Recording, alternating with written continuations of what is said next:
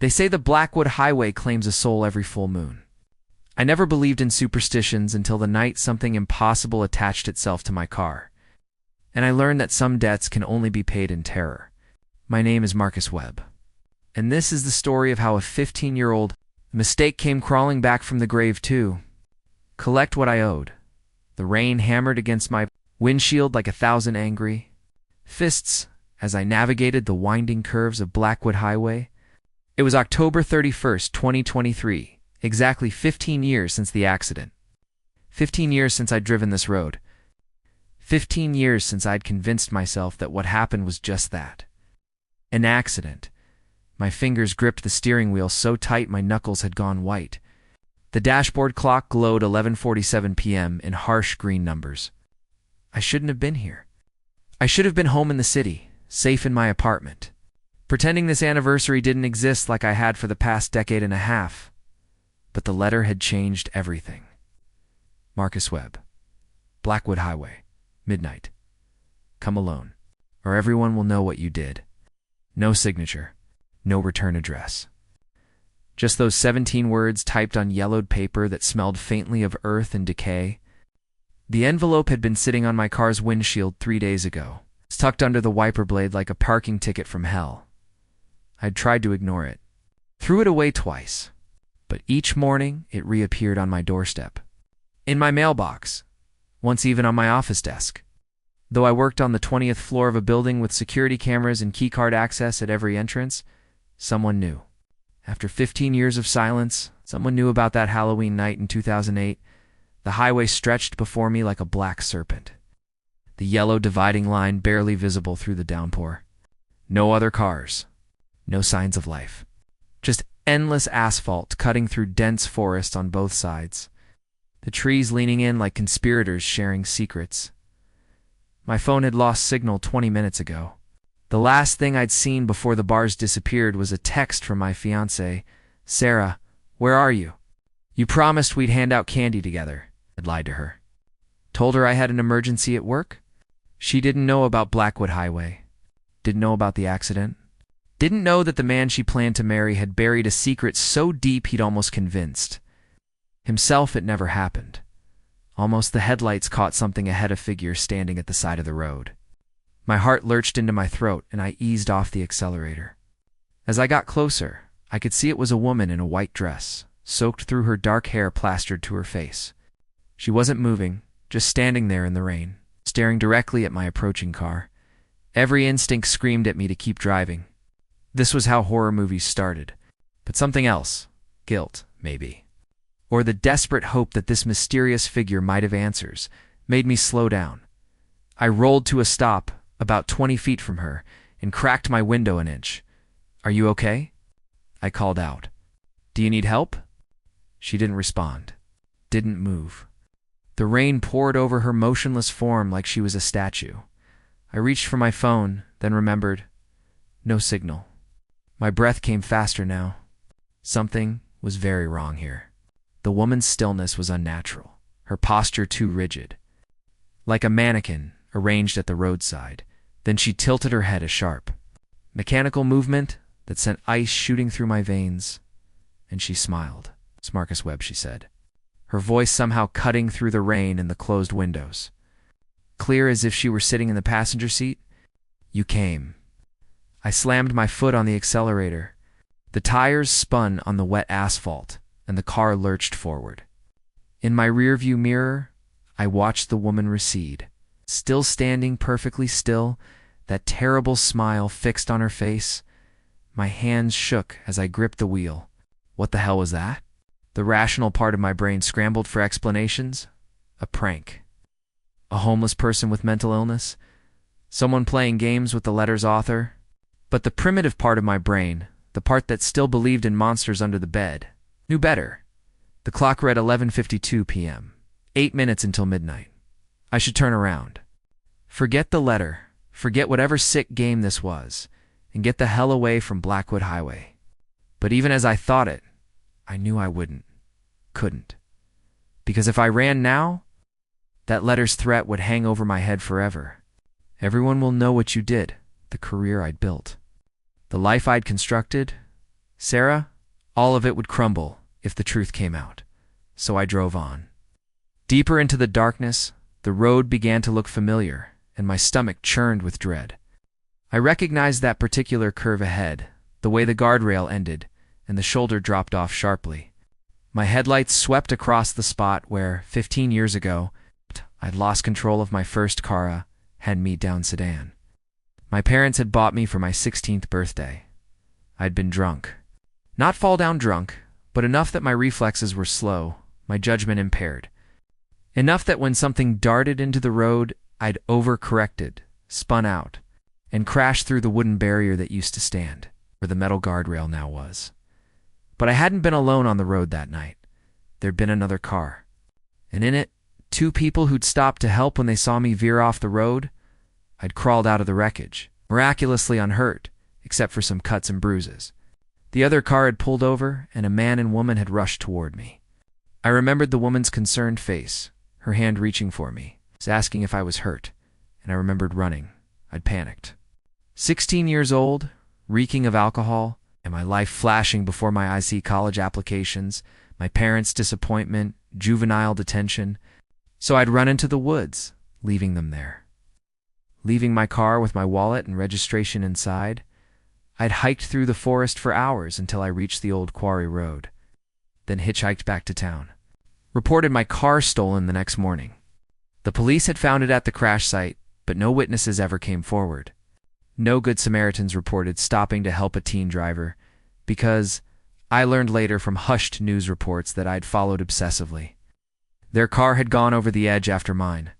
Whether they'd been trying to navigate around my wreckage in the rain or something else had happened, no one knew. But Julia and David Morrison, ages 34 and 36, had plunged into the ravine and died on impact. The investigation concluded it was an accident. Bad weather, dangerous road, tragic circumstances. My stolen car report was filed away. No connection was ever made. I'd gotten away with it, except I hadn't, had I? Because here I was, 15 years later, summoned back to the scene by someone who knew. The clock showed 11:57 p.m. I was close now. So close to the exact spot. My headlights illuminated something on the road ahead, dark shapes that I couldn't quite make out through the rain. I slowed down, squinting cars. 2 of them, positioned in the middle of the road, blocking both lanes. My heart hammered against my ribcage. One was a twisted wreck, barely recognizable as a vehicle, its metal frame crumpled and rusted. The other was pristine, a silver sedan with its headlights on, pointed directly at me. I stopped about 30 feet away. My own headlights creating a strange tableau, an old destruction and preservation. Separated by 15 years, but somehow existing in the same moment, the driver's door of the pristine sedan opened. A man stepped out. Even through the rain and distance, I recognized him from the photos I'd secretly looked up years ago, tormenting myself with what I'd done. David Morrison. But he looked exactly as he had in those photos, mid-30s. Brown hair, wearing the same blue jacket he'd been wearing in his driver's license photo. He shouldn't look like that. He should be nothing but bones in a cemetery plot. He started walking toward my car. I threw the gear into reverse. But when I looked back, the woman in white was standing directly behind my vehicle, her hands pressed against my rear window. I could see her clearly now in the reverse lights. Julia Morrison, her face pale and slack, water streaming from her hair and dress.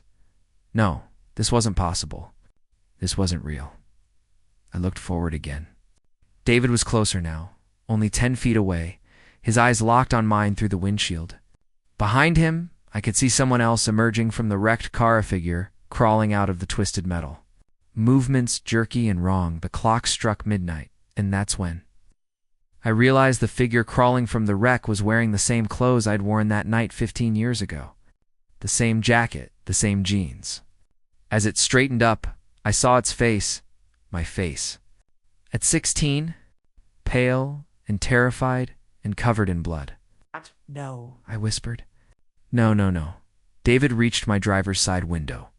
His hand touched the glass, and frost spread from his fingertips, crackling across the surface. When he spoke, his voice was the sound of metal grinding against metal. "You left us, Marcus. You ran while we died? Did you think there wouldn't be a reckoning?" My teenage doppelganger had started walking toward the car too, shambling with an unnatural gait. Behind me, Julia pressed harder against the rear window.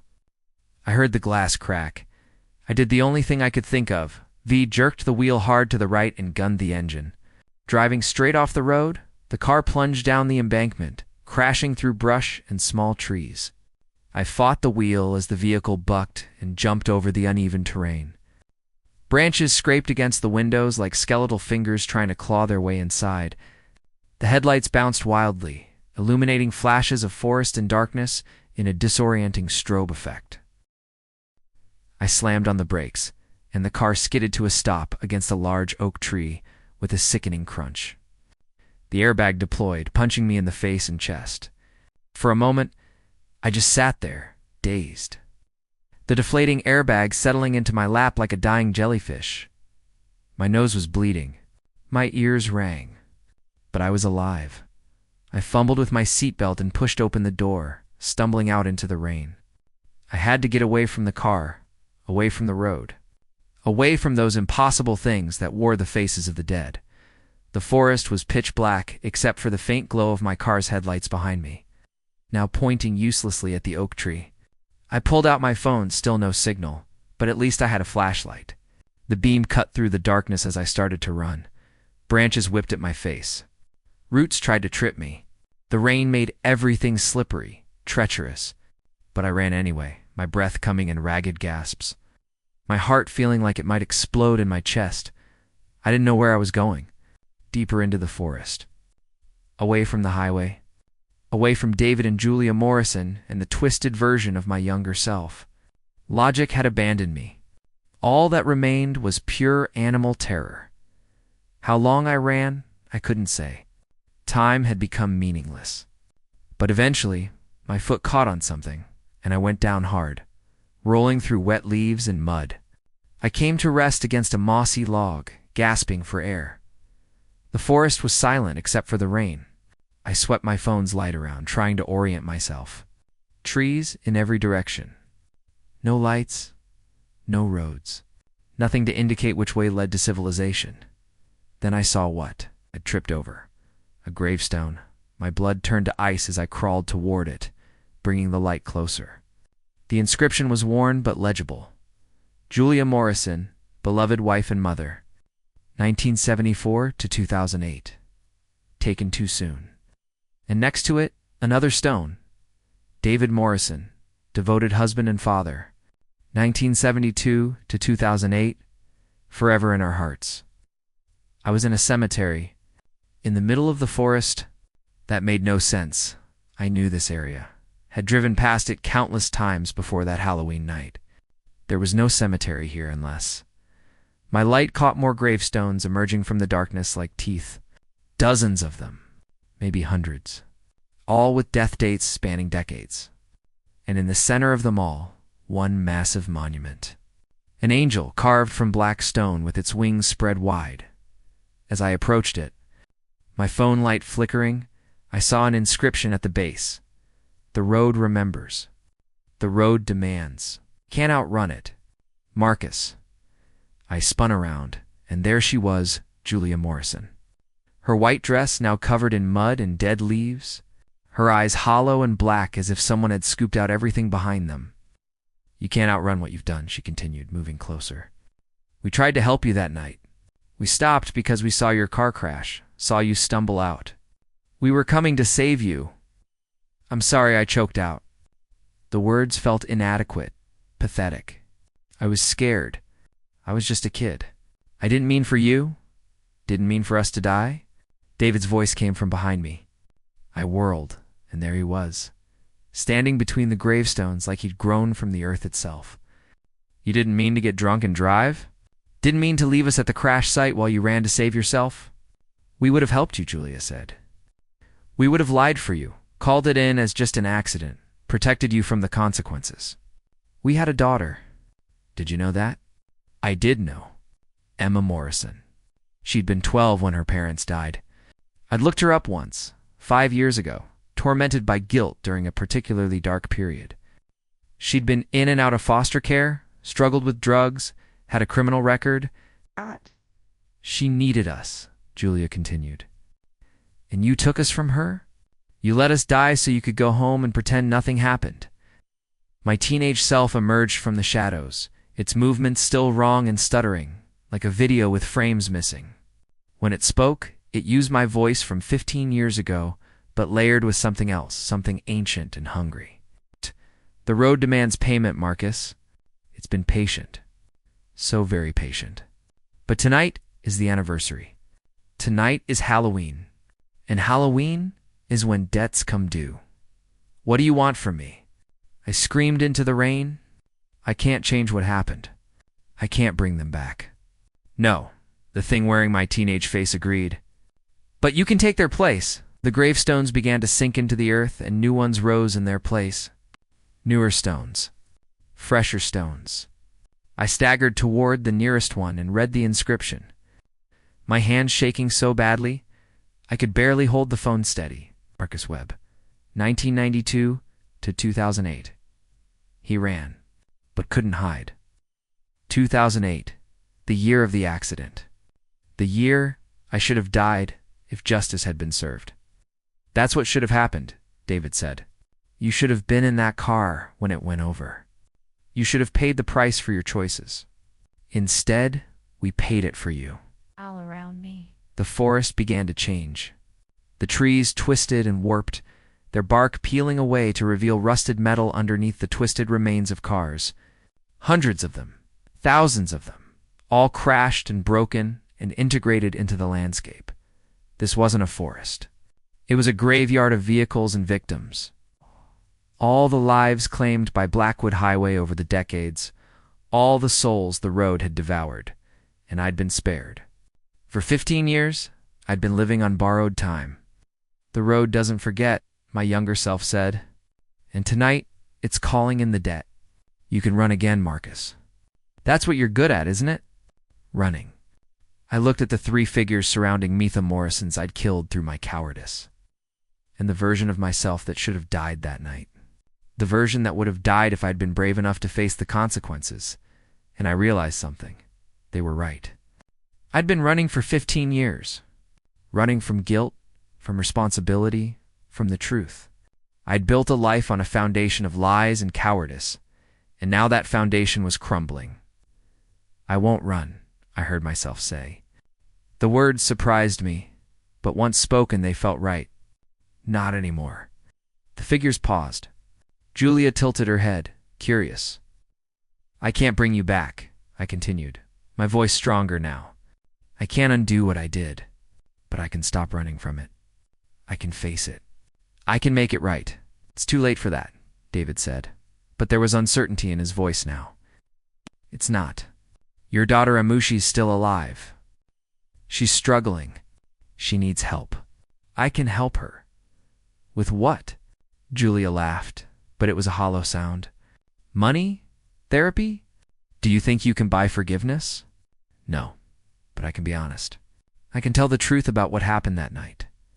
I can make sure your names are cleared, that everyone knows you stopped to help someone and died for it. I can make sure Emma knows her parents were heroes. My teenage self stepped closer. And what about you? You'll go to prison. Lose everything. Sarah will leave you. Your career will be destroyed. You'll be a convicted criminal, yes, I said simply. That's the price, and I'll pay it. The rain had stopped. I hadn't noticed when, but the forest was silent now, waiting. The road demands blood, my younger self whispered. It always has. Always will. Then take mine, I said, meeting its eyes my own eyes from 15 years ago, full of fear and selfishness and terrible choices. I should have died that night. You said it yourself. So here I am. I'm not running anymore. I spread my arms wide, standing in the clearing, surrounded by impossible gravestones and the ghosts of my sins. I'm ready. The 3 figures looked at each other. Something passed between them, some communication beyond words or understanding. The forest held its breath. Then Julia Morrison stepped forward. Her hand reached out and touched my chest, right over my heart. It was cold. So very cold. But gentle. You mean it, she said softly. You're actually ready to face what you've done. Yes. For 15 years we've been trapped here, David said, moving closer. Bound to this road by the injustice of our deaths. By the fact that our killer walked free, we couldn't rest, couldn't move on. The road held us here, feeding on our rage and pain. My teenage self, the ghost of what I should have been, circled me slowly. You were supposed to die, but you didn't. And your survival created a debt. The road doesn't forget debts. I know, I whispered. But there's another way to settle a debt, Julia said. She looked at David and he nodded. They both looked at my teenage ghost, and after a long moment, it nodded too. You can't die for us, David explained. That wouldn't bring us peace. Wouldn't honor our memory. Wouldn't help Emma, but you can live for us, Julia continued. Really live? Not hiding, not running, but facing every day with the truth. Carrying our memory forward, making our deaths mean something. The teenage version of me stood directly in front of me now. Close enough that I could see every detail of that terrified 16-year-old face. You have to integrate me, it said. You have to stop pretending I don't exist. That night happened. Those choices happened. You can't run from them anymore, but you don't have to die for them either. You just have to live with them. Every day, forever. It reached out and placed both hands on my chest. They sank into my skin like I was made of water. I gasped as memories flooded through me, not new memories, but old ones I'd buried deep. The taste of beer that night. The feeling of the car spinning out of control. The sound of the Morrison's vehicle going over the edge. The screams. All of it. Everything I'd tried to forget, and this time I didn't run from it. I let it wash over me, through me, into me. The guilt. The shame. The terrible, crushing weight of what I'd done. When it was over, I was on my knees in the mud, sobbing, but I was alone. The figures were gone. The impossible graveyard was gone. I was just in a forest, normal trees all around me, rain-soaked but recognizably real. My phone buzzed. Signal had returned. Messages flooded in from Sarah, my parents, my boss. I'd been missing for 6 hours, and I had a choice to make. I drove to the police station at sunrise, walked in covered in mud and blood and rain, and told them everything. Every detail of that Halloween night in 2008, the drinking, the crash, the Morrisons stopping to help, my cowardice, their deaths. The detective who took my statement was the same one who'd handled the case 15 years ago. He was older now, grayer, close to retirement. He listened to my confession without interruption, his expression unreadable. When I finished, he sat back and was quiet for a long moment. We suspected, he finally said. Not you specifically, but we knew there was something off about that scene. The stolen car report, the timing, but we could never prove it. The evidence was too circumstantial. I'm sorry, I said. It was all I had. He nodded slowly. Then he said something that surprised me. Emma Morrison came to see me last year. She's clean now. Got her life together. She wanted to know more about her parents' accident. Wanted closure? My heart clenched. How is she? Struggling, but surviving. She works at a community center, helps at-risk youth, trying to make something good from something terrible. Hey, he leaned forward. Your confession. It'll help her. Knowing the truth, knowing her parents were good people who died trying to help someone, the legal process took months. I was charged with vehicular manslaughter, leaving the scene of an accident and filing a false police report. My lawyer suggested I could probably get a reduced sentence, maybe even probation, given the time that had passed and my clean record since. But I pled guilty to everything and asked for the maximum sentence. The judge, surprised but respectful of my honesty, gave me 7 years. Sarah left me. I didn't blame her. I'd lied to her about who I was for our entire relationship. But before she left, she said something I'll never forget. The man who confessed is someone I could have loved. The man who hid it? I never really knew him. I served 4 years before being granted parole. During that time, I did 3 important things. First, I worked with a victim advocacy group to establish a scholarship fund in Julia and David Morrison's names. It helped young people who'd lost parents in traffic accidents. I contributed everything I had. More kept coming in from donations once the story went public. Second, I met with Emma Morrison. She didn't have to agree to see me. She could have refused, and I would have understood. But she came to the prison, sat across from me in the visiting room, and listened as I told her about her parents' last moments. How they'd rushed to help. How they'd been heroes, she cried. I cried. And when she left, she said, "Thank you for telling the truth." Finally, third, I started speaking at high schools and colleges about drunk driving, about consequences, about the weight of running from your mistakes. I told my story, the whole ugly, shameful truth of it, and I watched kids' faces change as they realized that one night, one choice could alter lives forever. When I got out of prison, I didn't try to reclaim my old life. That person was gone. Instead, I moved to a small town and got a job as a carpenter. Simple work. Honest work. Work that let me build things instead of destroying them. I drive past Blackwood Highway sometimes.